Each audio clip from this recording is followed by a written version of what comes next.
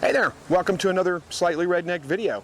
It's time for a rabbitry update. Haven't done one of those in a while, but I do have some viewer questions that I'm going to get answered in this video, ranging from breeding schedule to how to get over the pet factor in rabbits, so to speak, how many rabbits you need to feed a family of two, and a couple other questions. So without babbling on too much about that, we're going to get right into it. Alright, so before I get into the actual update part of this video and tell you what's going on in the rabbitry here, I'm going to start off by answering a couple of viewer questions. The first question I'm going to answer comes from a viewer by the name of Mr. Papa Bear 255. So what he asks is, first of all, he says, excellent video, some great tips, so thank you very much for that and for watching the videos. I appreciate that. He goes on to say that he's thinking about getting into rabbits, and he has a couple of questions here about, first of all, how do you overcome the thumper/pet factor? He's concerned that his wife will look at them as pets and not want to allow him to butcher them. He goes also on to say, what's a good number of breeding rabbits to supply two people? All right, let's start off by addressing the easy part of that question, and how many rabbits do you need? Really a breeding trio, one male and two females, assuming you can get rabbits in your area pretty easily, is a really good place to start with that. And the reason I say that is because if you only have one male, something happens to it and it's really hard to come by rabbits, well then you're out of male rabbits. So if it's really hard to come by them, really hard to find them, you might want to start off with two males just so you have an extra male in case something happens to your one. But other than that, one male, two females is a good starting place. That keeps you in a rotation, and it'll give you plenty of rabbits to eat. All right, let's talk about the pet factor on the rabbits, though.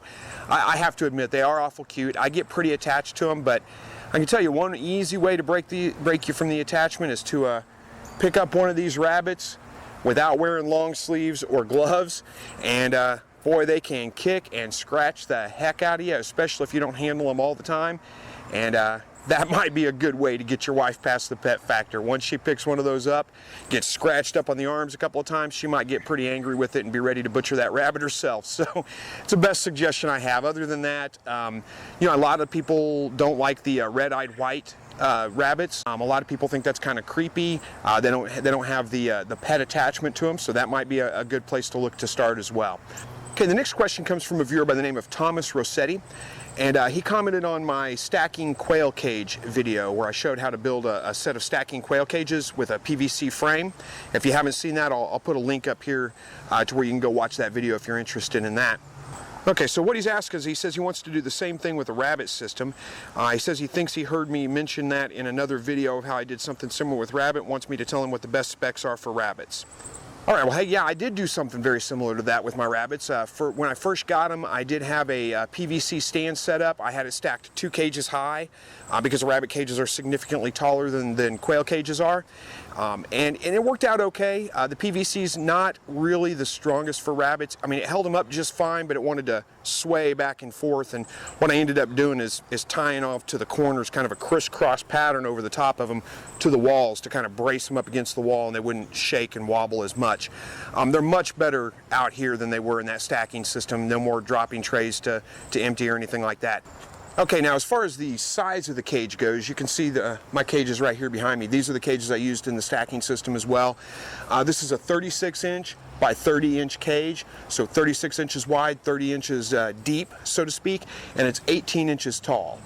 This is plenty tall enough for a rabbit. They need to be able to stand up completely inside the cage, and my rabbits, this is plenty tall enough for them. And this also gives them plenty of room to move around. It even works out really well whenever I have babies in the cage with them. The mothers don't seem to mind. They're not overly crowded in the cage. They seem to get along just fine. This is what I used in my stacking cage systems as well. One of the reasons I chose this size is because the commercial dropping pans that you can buy for rabbit cages, that's the biggest size they come in, is 36 by 30 inches. And I didn't want to have to go and find something different to use for that. But hopefully that answers your question, and that gives you the information you're needing. And if you have more questions, just leave them in the comments section here below, and I'll make sure to get those answered for you as well. All right, so that's the question and answer section of this. So let's talk a little bit about what's going on in the rabbitry here. Let me back up here and give you an idea of what I got going on. All right, you can see I've got, this is my buck over here. Well, he's hiding, he's camera shy right now. He's way back there in the corner. But there's my buck right there. I've got my black New Zealand, I was told New Zealand Flemish Giant Cross doe right here. This is an empty cage right here, and then over there is my New Zealand white doe. So with this is September now, so we're past the heat of summer and it's starting to cool off a little bit. So I'm actually going to start breeding again. I'm going to breed her first. Once her babies are born and they're about 2 weeks old, then I'm going to go ahead and breed this doe right here. And I've contemplated getting rid of this doe right here. She's a great rabbit, just super friendly, easy to handle, great mother, but her babies grow out really slow. Instead of being ready by 8 weeks, it took them about 12 weeks to get ready to be ready to butcher. So I contemplated getting rid of her, but she's kind of, I don't know, I got a little bit of a soft spot for her, so I think I may try to go ahead and breed her one more time. And if nothing else, at least I get some unique colors and some different colors in my rabbits instead of just all white. I do have some repairs to do. Let me pull you in close here. This cage right here was a breeding cage that my last set of rabbits were in, or my last set of grow outs were in, I should say. And you might, hopefully you can see that on camera, back here in the back corner, let me get out of the way, you might be able to see that I've got J-clips that have broken in the back corner, and it's starting to, well, there's a big gap back there, and I've also ripped the tarp back there, so I need to do some repairs. I need to take this cage down, reclip that bottom.